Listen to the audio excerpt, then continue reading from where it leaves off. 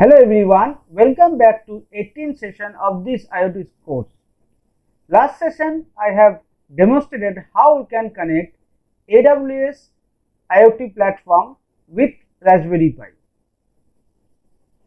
Today I will start with a new thing, that is how you can secure IoT applications or IoT data by using blockchain technology. As you know, IoT generates a lot of data, you can say sensor data. So that is why data has to be secured for further use. So we can secure it by using blockchain technology.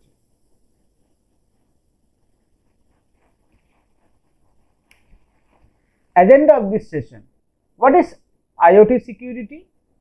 Are IoT applications vulnerable? Need of securing IoT applications? Challenges of securing IoT applications? Introduction to blockchain. Under this introduction to blockchain, there are many subtopics like what is blockchain, why you need blockchain, then different structures of blockchain, different layers of blockchain, and many more. So now I will come to what is IoT security. IoT security means you are actually protecting your IoT device or IoT network, right, for further use. IoT security refers to the methods of protection used to secure internet connected or network based devices. The term IoT is incredibly broad, and with the technology continuing to evolve, the term has only become broader. From watches to thermostats to video game consoles, nearly every technological device has the ability to interact with the internet or other devices in some capacity. That means you are actually securing your IoT devices, right, or you can say internet connected devices, or you can say the network based devices, or you can say this is we are securing the IoT network, or you can say you can secure the IoT data. Okay, are IoT applications vulnerable? Yes, IoT devices are vulnerable largely because these devices lack the necessary built-in security to counter threats. That means IoT devices do not have inbuilt security. Okay. Aside from the technical aspects, users also contribute to the device's vulnerability to threats. So here are some of the reasons these smart devices remain vulnerable. Number one is that limited computational abilities and hardware limitations. As you know, many IoT devices are battery backup. That means you can say that maybe your smartphone, right, maybe your Raspberry Pi, maybe your Node MCU, right. There are many IoT devices are battery backup and also have the hardware limitations. Okay, not like your sophisticated computer. Okay, so that is why anyone, that means those are intruder, can launch any type of attack, and these kind of devices do not have high security features.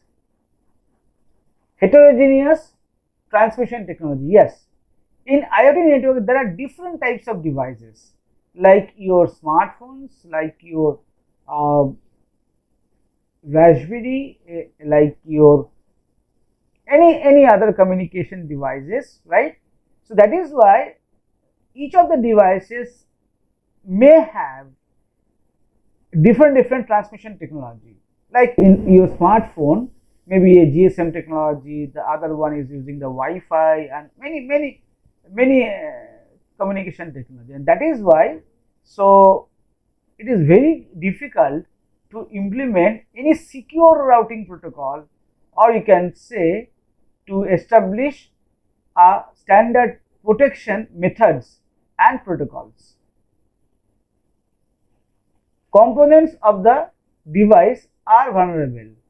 Vulnerable basic components affect millions of deployed smart devices. The last one is the user lacking security awareness. Lack of user security awareness could expose smart devices to vulnerabilities and attack openings. That means, so in our home also, if we are using the smart home, we are not aware about that all the devices security and all aspects, right? The need to secure IoT applications. To be able to implement such a world in an ever-growing fashion requires high security, privacy, authentication and recovery from attacks. In this regard, it is imperative to make the required changes in the architecture of the IoT applications for achieving end-to-end secure IoT environments. Without a trusted and interoperable IoT ecosystem, emerging IoT applications cannot reach high demand and may lose all their potential. That means, without the implementation of security in different IoT applications, or you can say different IoT devices, so we cannot reach to a high level, or we can say cannot fulfill the demand of users. Why are improvements and enhancements required for upcoming IoT devices? So now I will tell you in broader aspect. The Internet of Things realizes a vision where billions of interconnected devices are deployed just about everywhere, from inside our bodies to the most remote areas of the globe. As the IoT will soon pervade every aspect of our lives and will be accessible from anywhere, addressing critical IoT security threats is now more important than ever. Traditional approaches where security is applied as an afterthought and as a patch against known attacks are insufficient. Indeed, next generation IoT challenges will require a new secure by design vision where threats are addressed proactively and IoT devices learn to dynamically adapt to different threats. To this end, machine learning and software defined network will be key to provide both reconfigurability and intelligence to the IoT devices. Now I will tell you what are the unique challenges in IoT security. The first one is the network and device size. Handling the sheer size of the IoT will be a major problem from a security standpoint, since existing security protocols and technologies were not designed to scale to tens of billions of devices. Most importantly, since battery replacement will be extremely difficult or impossible, such process will be tremendously expensive and time consuming. That means, in IoT network, any device, rather the smart device, can be connected, and that's why there may be the case the number of devices will increase largely. So that is why it is very difficult to implement security features into this particular network. So network and device size will be the major challenge for implementing any security protocol or secure routing in any IoT network. Human component. Sharing information about ourselves, our home or business premise may become a liability in case that such information is accessed by malicious users or unwanted third parties. The third one is the heterogeneity. Most of the existing research has assumed that there is a static association between the resources of the IoT and the surrounding real world entities.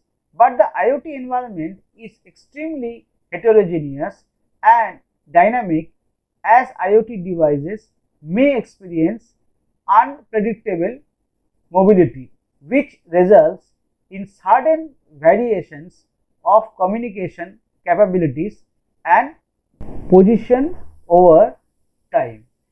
So in heterogeneous network, it is very difficult to implement any secure routing protocol. We have seen in wireless sensor network we implemented many routing protocol, but in IoT network, because of heterogeneity, it is difficult to implement secure routing protocol. So why is securing IoT environment much more challenging than securing normal information technology devices?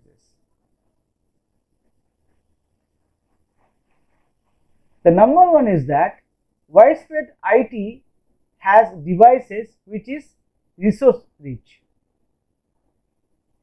but in IoT devices need to be carefully provisioned with security measures.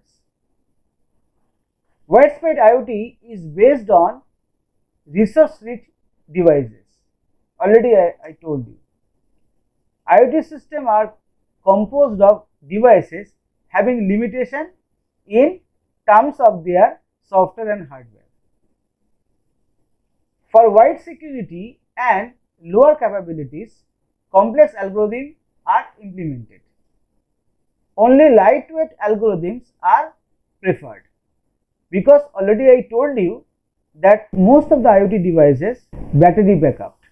Homogeneous technology is responsible for high security. IoT with heterogeneous technology produce large amount of heterogeneous data, increasing the attack surface. Due to all these issues and vulnerabilities, the IoT applications create a fertile ground for different kinds of cyber threats. The problem with the current centralized model.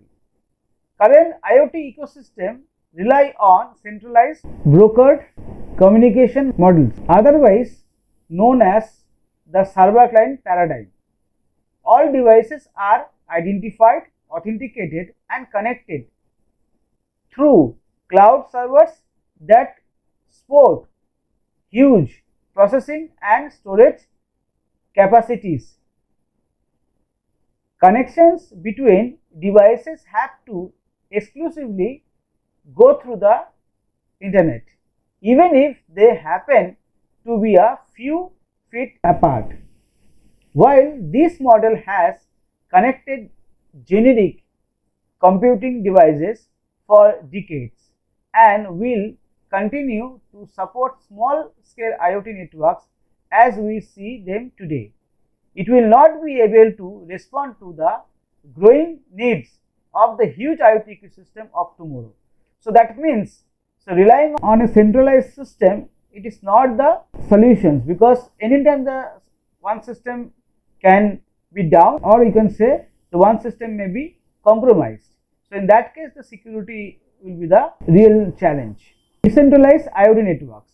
Adopting a standardized peer-to-peer communication model to process the hundreds of billions of transactions between devices will significantly reduce the cost associated with installing and maintaining large centralized data centers. It will distribute computation and storage needs across the billions of devices that form IoT networks. This will prevent failure in any single node in a network from bringing the entire network to a halting collapse. The proposed solution will have to maintain privacy and security in huge IoT networks and offers some form of validation and consensus for transactions to prevent spoofing and theft. Now I come to the blockchain. So first I will tell you the history of blockchain year-wise. In 1991, researchers Stuart Harber and Scott wrote a paper proposing practical procedures to timestamp digital documents. After that, in 1998, Nick designed a mechanism for decentralized digital currency that is called BitGold. In 2002, David and Dennis took the concept further, explained building secure systems out of Byzantine storage, thus laying out the framework for today's blockchain. In 2008, the famously anonymous innovator known by pseudonym Satoshi Nakamoto introduced a peer-to-peer version of electronic cash that allows direct online transactions between two parties without a third party, hence solving BitGold's double spending problem. The blockchain was invented by Satoshi Nakamoto to serve as the public transaction ledger. In 2009, Satoshi Nakamoto mines the first Bitcoin. Actually, blockchain came from the concept of Bitcoin. The blockchain is a simple digital platform or recording and verifying transactions so that other people cannot erase them later and anyone can see them. We can say no one knows who invented blockchain. The idea for it came from paper published online 8 years ago. The author Satoshi Nakamoto is thought to be using pseudonym. So now when to use blockchain? Blockchain technology offers new tools for authentication and authorization in the digital world that preclude the need for many centralized administrators. As a result, it enables the creation of new digital relationship. So guys, you can see the actual flow chart, or you can say a flow that when to use blockchain. Are you securing or formalizing digital relationship? Yes. Is the data dynamic with an auditable history? Yes. Should or can the data is controlled by a central authority? No. Is the speed of the transaction the most important consideration? No. So what do you want? The system of record is more important than its speed. So if you follow all these things, then you can use blockchain. Advantages of blockchain security over other security solutions in IoT. Current security solution. First is the security. Data chunks are not encrypted and easy to read and access. Blockchain based IoT security. Data chunks are encrypted in blockchain, integrity protected, digitally authorized and authenticated. Number 2 is trust. Risks of leaking of owner's key or password. Blockchain based IoT security. Even in case where the owner's key is leaked, blocks cannot be modified due to the blockchain immutability except for block in the current break. Upgrade and update. Lack of guarantee that the software embedded in each device, for example firmware scripts, is always up to date and satisfies regulations and security requirement of the network. But in blockchain, the integration of IoT systems with blockchain technologies improve the security of IoT systems by automatically updating IoT device firmware to remedy vulnerable breaches.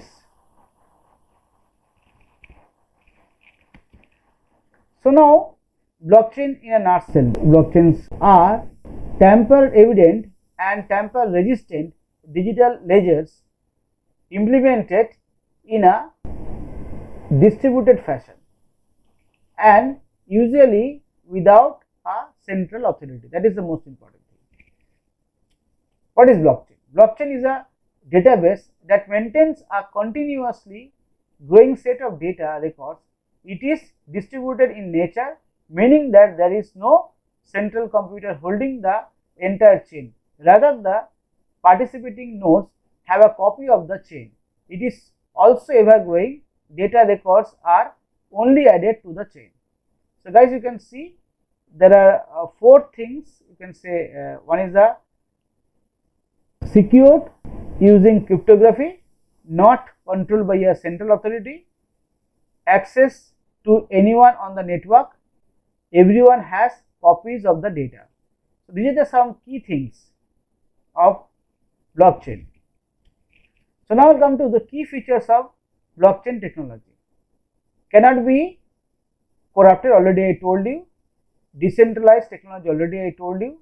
Enhanced security, already I told you. Distributed ledgers, I told you.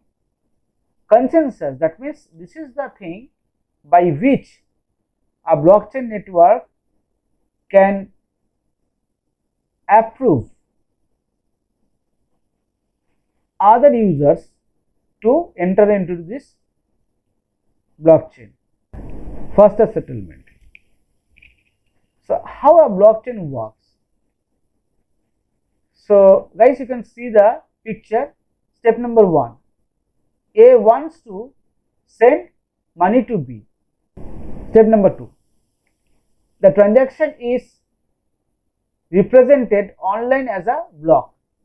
Step number 3, the block is broadcast to every party in the network. Step number 4, those in the network approve the transaction is valid. The block then can be added to the chain, which provides an indelible and transparent record of transactions. The money moves from A to B. This is the blockchain layer architecture. So this is the application layer, guys, you can see over here. So under this application layer you have applications, API layer and service and optional components. So in applications you have decentralized apps, blockchain as a service and decentralized app browsers. In API layer you have different APIs and SDKs, and lastly you have in the lower layer, that is service and optional components, we have the smart contracts. I will discuss the smart contracts later. So now we have incentive layer. So incentive layer means it deals with the distribution of rewards that are earned by nodes in the network for the work they do to reach consensus. Whether this layer is implemented or not depends on the consensus mechanism in use. The incentive layer include capabilities that describe what kinds of incentives are given by the network, when and how incentives can be earned by nodes, and the minimum amount of transaction fees needed to perform actions on the blockchain.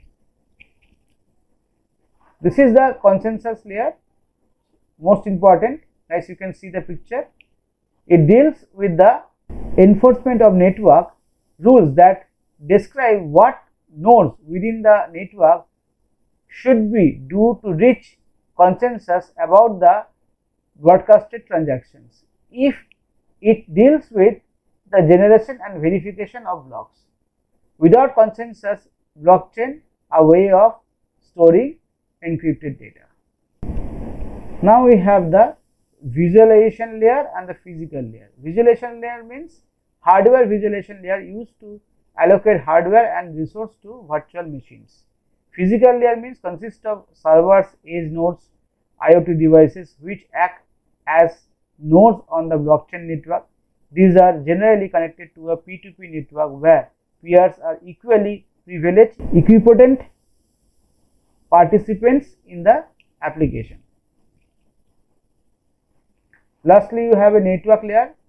The blockchain makes use of distributed networks such that everyone downloads and interacts with all the information that is available on the blockchain. The P2P network is used to propagate or broadcast transactions among nodes. One of the key issues is to fully utilize underlying network bandwidth. There are mainly three types of networks utilized by blockchain platforms.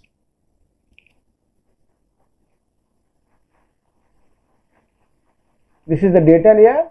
This layer acts as the blockchain data structure and the physical storage. So now I will come to the core components of blockchains. These are the core components of the blockchain architecture. First is node, user or computer within the blockchain network, right?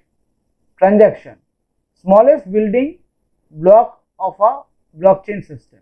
Block, a data structure used for keeping a set of transactions which is distributed to all nodes in the network. Chain, a sequence of blocks in a specific order.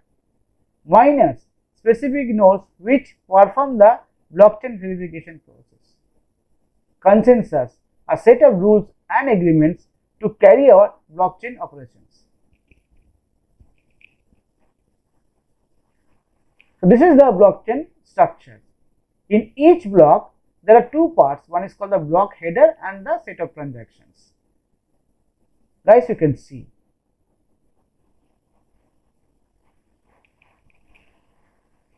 Now, what are the components are in the blockchain header?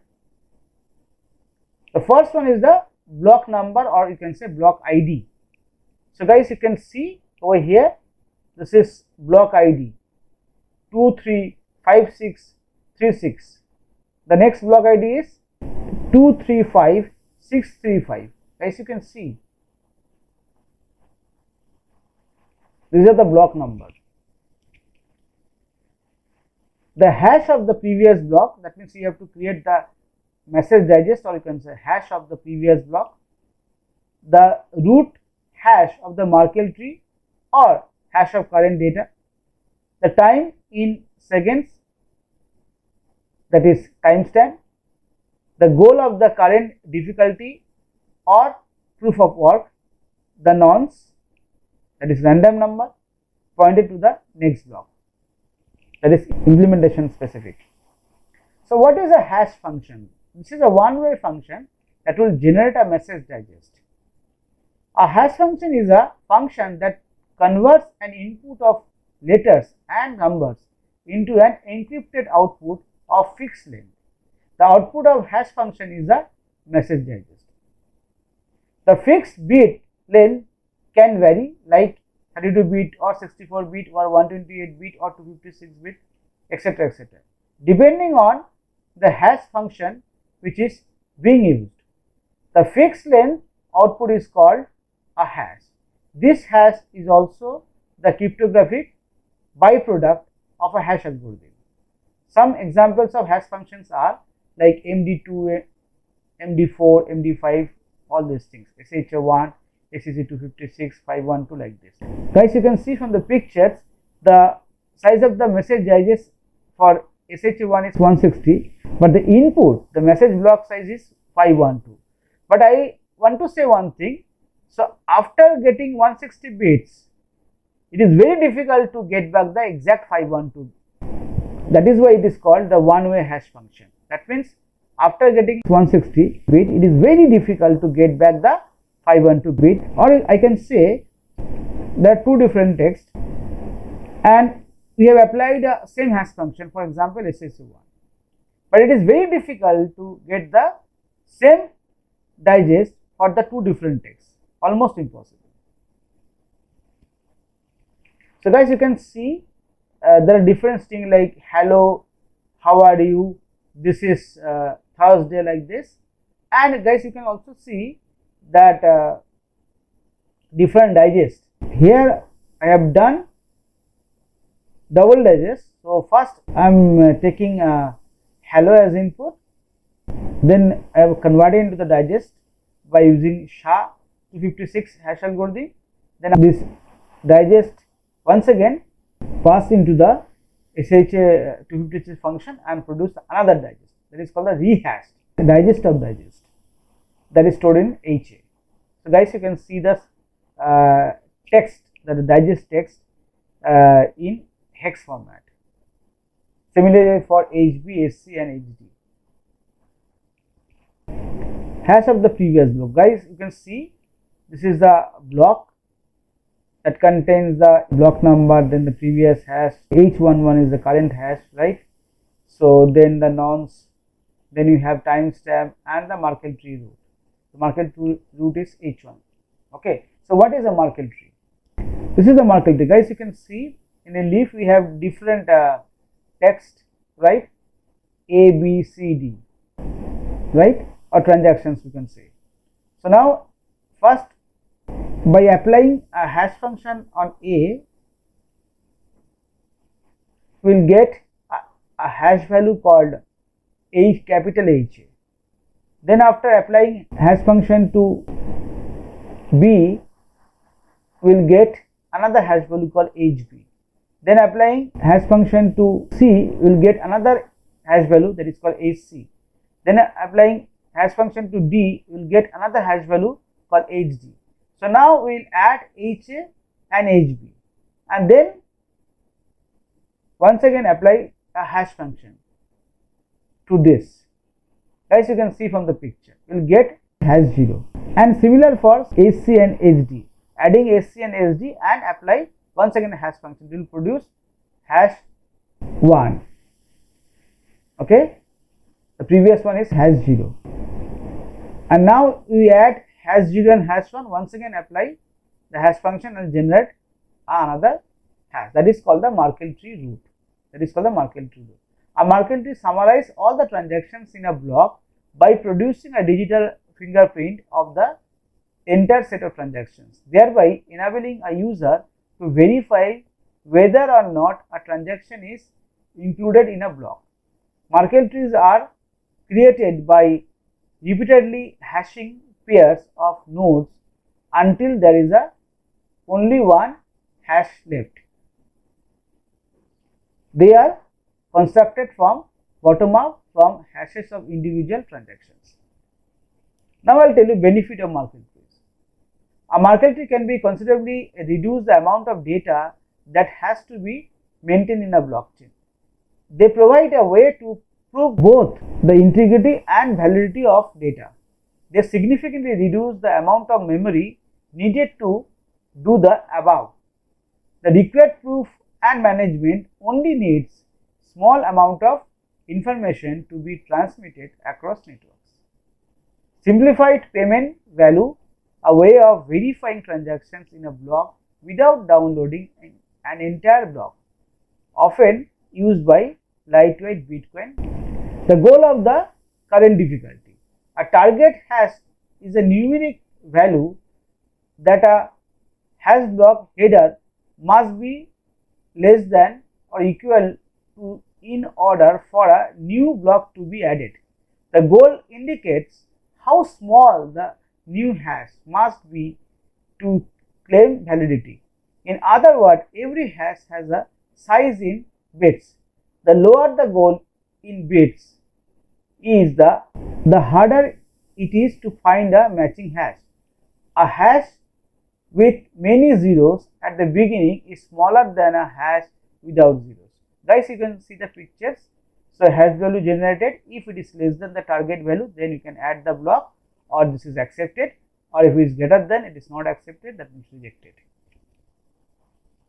So, blockchain miners. Who are the blockchain miners? Anyone can become a blockchain miner. Blockchain miners install and run a special blockchain mining software that enables their computers to communicate securely with one another. They become a node. Together, all these nodes communicate with one another and process transactions to add new blocks to the blockchain, which is commonly known as the Bitcoin network. Miners validate new transactions and record them on the global ledger. Miners complete to solve a difficult mathematical problem based on a cryptographic hash algorithm. The solution found is called the proof of work. The computations requirements are, guys, you can see from the picture, a hard disk space 350 GB, download speed 500 MB per day, upload 5 GB per day, memory 1 GB, and system may be desktop, laptop, whatever it is. The operating system may be Windows, Mac, Linux, whatever it is. What is the mathematical puzzle? It is an issue that requires a lot of computational power to solve. For example, integer factorizations, that is how to present a number as a multiplication of two other numbers. Guided two puzzle protocol. If the server suspects a DOS attack, it requires a calculation of hash functions for some nodes in a defined order. In this case, it is a how to find a chain of hash functions values problems. This is the picture by which you can understand the basic mechanism of solving problems and the getting rewards. When you want to enter into any blockchain network, so the network server will give you the puzzle. That puzzle you have to solve. So there are three participants, guys. You can see x1, x2, x3, right? They are trying to solve the problem, or you can say puzzle. So they have produced a solution. The first one is y equal to fx1, then y equal to fx2, and then y equal to fx3. So the second one is correct. That's why the second one will get the reward, and the second one can get into the network or add the block. Proof of work. Proof of work, or POW, is the original consensus algorithm in a blockchain network. This algorithm is used to confirm transactions and produce new blocks to the chain.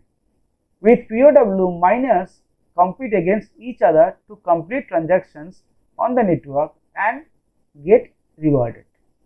The main working principles are a complicated mathematical puzzle and possibility to easily prove the solution.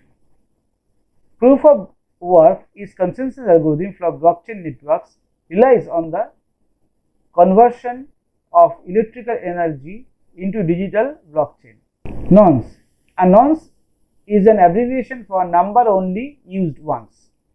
A number added to hash block in a blockchain, and then after adding this nonce into this blockchain, then user can generate the hash value of that block and compare with the target value. Nonce is random whole number, a 32-bit field which is adjusted by the miners so that it comes a valid number to be used for hashing the value of block. Guys, you can see the picture of different nonce value.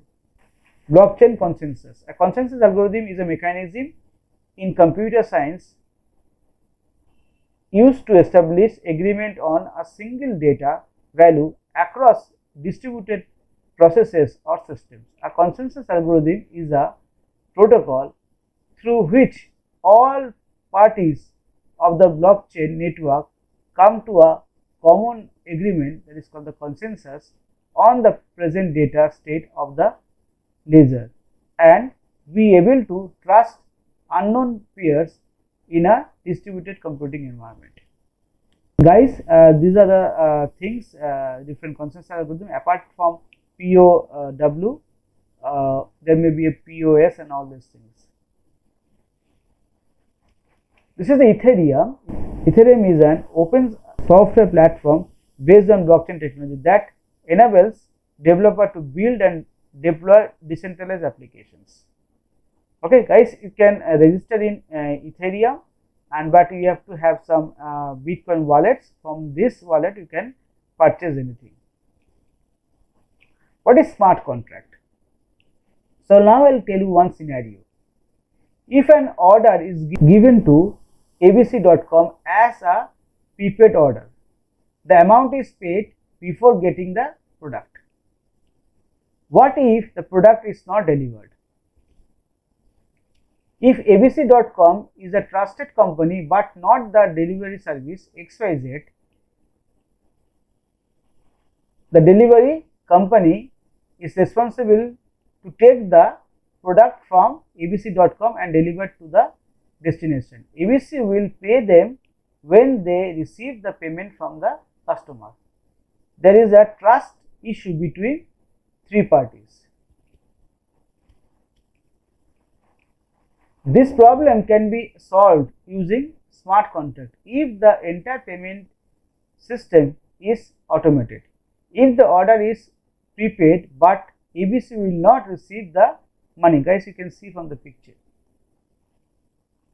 They will receive the money only when the customer receives the product. If the programming is implemented in that supply chain management, that is a smart contract.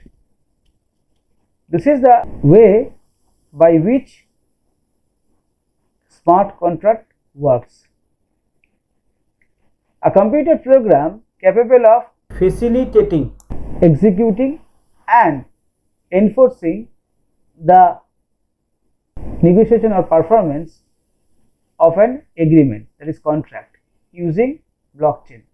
The process is automated and can act as a substitute for legal contracts. Guys, you can see pre-programmed contract, then chain of events, then execution, value transfers and settlement.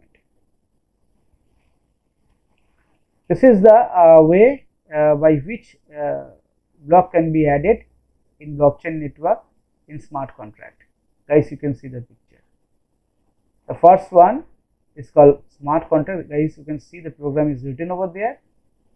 So then mine a block, then you can add it to the blockchain if and only if condition satisfied. So now I will tell you some use cases in blockchain. The first one is the supply chain management. By utilizing a distributed ledger, companies within a supply chain gain transparency into shipment, tracking, deliveries and progress among other suppliers where no inherent trust exists. Guys, you can see on the picture. Blockchain in government. Blockchain offers promise as a technology to store personal identity information, criminal backgrounds and e-citizenship and authorized by biometrics. Blockchain in food.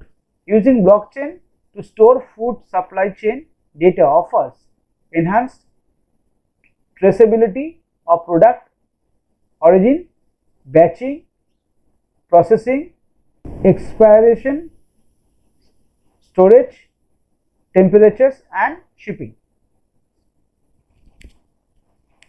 Blockchain energy. Decentralized energy transfer and distributions are possible via micro transactions of data sent to blockchain, validated and dispersed to the grid while securing payment to the submitters. Blockchain in healthcare. Electronic medical records stored in a blockchain, assessed and updated via biometrics, allow for the democratization of patient data and alleviate the burden of transferring records among providers. Blockchain in insurance. When autonomous vehicles and other smart devices communicate status updates with insurance providers via the blockchain, premium cost decreases as the need for the auditing and authentication of data vanishes. Blockchain in travel and hospitality. Passengers store their authenticated single travel ID on the blockchain for use in lieu of travel documents, identifications card, loyalty program IDs and payment data. Blockchain in education. Educational institution could utilize the blockchain to store credentials data around assessments, degrees and transcripts, eliminating chance of loss of results, slips and as well as they are storing certificates, e-certificates. Blockchain in retail. Secure P2P marketplaces can track P2P retail transactions with product information, shipment and bills of lading input on the blockchain and paying via Bitcoin. That's it for today. Thank you very much.